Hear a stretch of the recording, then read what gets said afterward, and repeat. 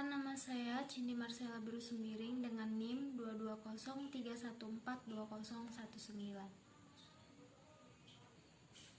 Baiklah, di sini saya akan menjelaskan tentang konsep, prinsip, dan sistem dalam desain pembelajaran. Yang pertama, saya akan menjelaskan tentang konsep desain pembelajaran.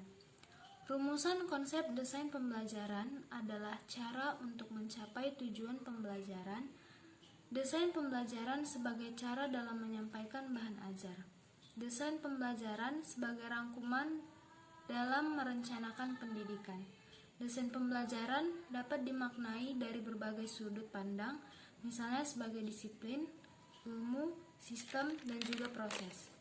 Disiplin yaitu sebagai penelitian dan teori, ilmu yang menjelaskan tentang menciptakan spesifikasi, pelaksanaan, dan penilaian, dan sistem yaitu prosedur untuk meningkatkan mutu belajar.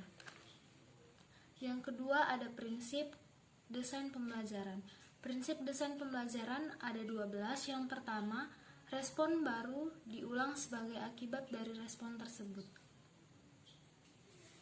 Dalam hal ini, perlunya pemberian umpan balik positif dengan segera atas keberhasilan atau respon yang benar dari peserta didik dan sebaliknya. Peserta didik harus aktif membuat respon.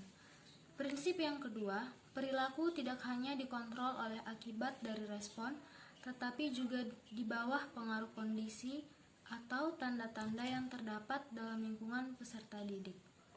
Prinsip yang ketiga, pemberian isi pelajaran yang berguna pada peserta didik di dunia luar dan memberikan umpan balik berupa imbalan dan penghargaan terhadap keberhasilan.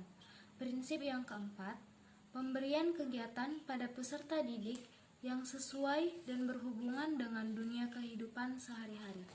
Prinsip yang kelima, pemberian contoh secara jelas atas materi pelajaran yang diberikan kepada peserta didik. Prinsip yang keenam, pentingnya menarik perhatian peserta didik untuk mempelajari isi pelajaran. Prinsip yang ketujuh, kegiatan belajar yang dibagi menjadi langkah-langkah kecil dan disertai umpan balik untuk penyelesaian setiap langkah akan membantu sebagian besar mahasiswa.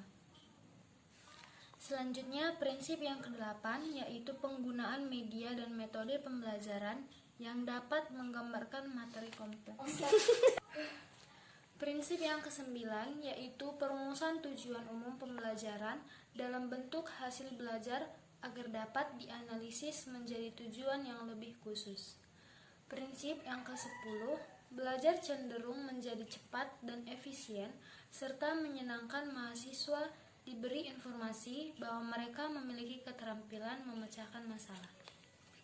Prinsip yang ke-11, perkembangan dan kecepatan belajar mahasiswa bervariasi. Ada yang maju dengan cepat dan ada juga yang lebih lambat.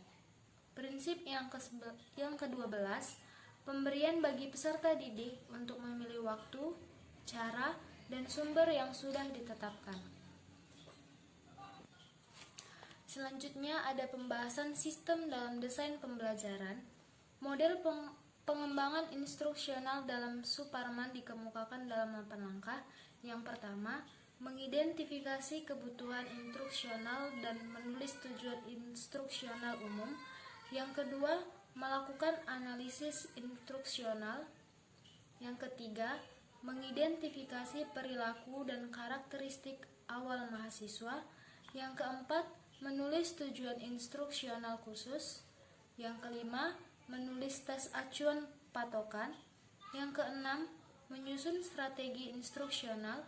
Yang ketujuh, mengembangkan bahan instruksional. Dan yang terakhir adalah mendesain dan melaksanakan evaluasi formatif yang termasuk di dalamnya kegiatan merevisi. Demikianlah pembahasan saya mengenai desain pembelajaran, baik itu konsep.